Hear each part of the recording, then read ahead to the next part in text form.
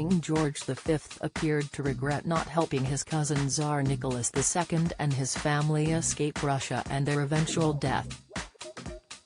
When he learned of the death of the Romanovs and their 5 children, who were killed in a brutal, disorganized murder by the Bolsheviks, the monarch lamented the loss of life for the poor innocent children in his diary. Nicholas was crowned on May 26, 1896, marking the beginning of the end of the Romanov dynasty. George had a close relationship with Nicky, the nickname he had for the Russian, and he is often slammed for betraying him. He has even been dubbed a moral coward for changing his mind about granting the family asylum. The details are disputed, but Dr. Helen Rappaport, a specialist in Victorian and late Russian imperial history writing for History Extra in 2021, explained that a common misconception is that King George V offered the Romanovs asylum. Here, Express.co.uk takes a closer look at Nicholas and George's relationship and the role the king did, or did not, play in his cousin's death. The Tsar and King were related through the monarch's mother, Alexandra Princess of Wales, who was sister to the Russian ruler's mother, Dagmar of Denmark.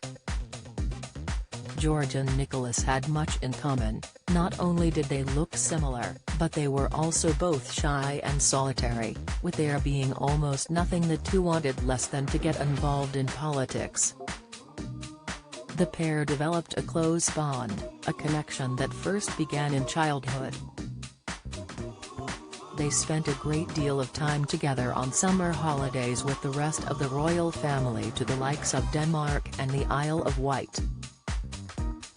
In a letter sent to Nicholas in 1894, George wrote, "I look upon you as one of my oldest and best friends."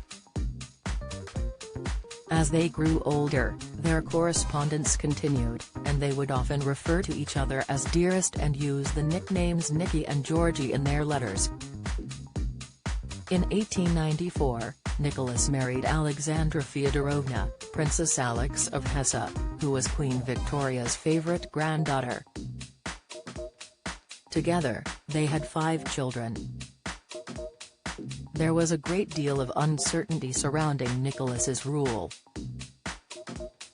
Discontent had been brewing for some time with the infamous Workers' March of 1905, which ended in soldiers killing almost 100 people, an episode that has been earmarked as leading to the end of the Russian monarchy. During World War I, life in Russia only worsened, and coupled with Nicholas's poor leadership, the situation culminated in the Russian Revolution of 1917. Nicholas was forced to abdicate for himself and his son, and the dynasty officially ended. Both Nicholas and the Russian Provisional Government had wanted the Romanovs to go into exile in Britain. Britain begrudgingly offered to take them in, but only for the duration of the war. Russia's Foreign Minister Pavel Milyakov had pushed for the government to agree, and Britain did not want to upset their ally during the war.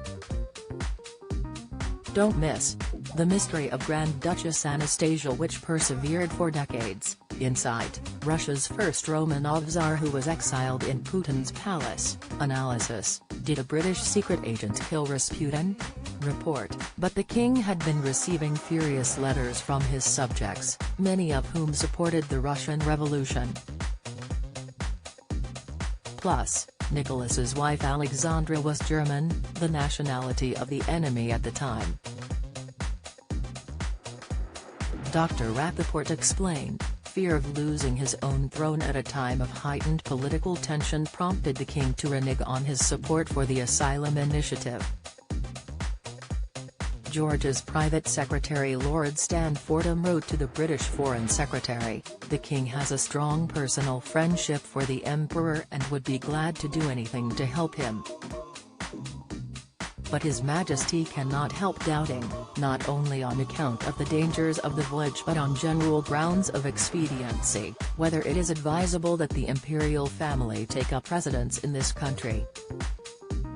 According to Frances Welch, writing in her 2018 book, The Imperial Tea Party, the offer was quickly withdrawn as it was feared that granting them asylum would only fuel the British Republican movement.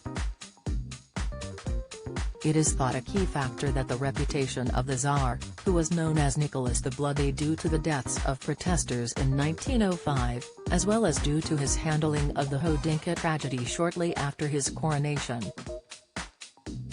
But Dr. Rappaport's research found that no government wanted to offer the Romanovs asylum because the family were a political hot potato. She added, "The Russian people are desperate for closure and forgiveness, and we too must let go of the idea that Anastasia somehow survived the massacre, and the idea that George V could have clicked his fingers and saved the Romanovs."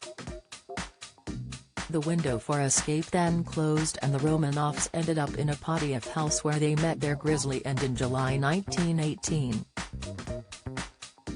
George was deeply saddened by the execution of Nicholas, Alexandra and the poor children, writing in his diary that month, "It was a foul murder. I was devoted to Nicky, who was the kindest of men, a thorough gentleman, loved his country and his people.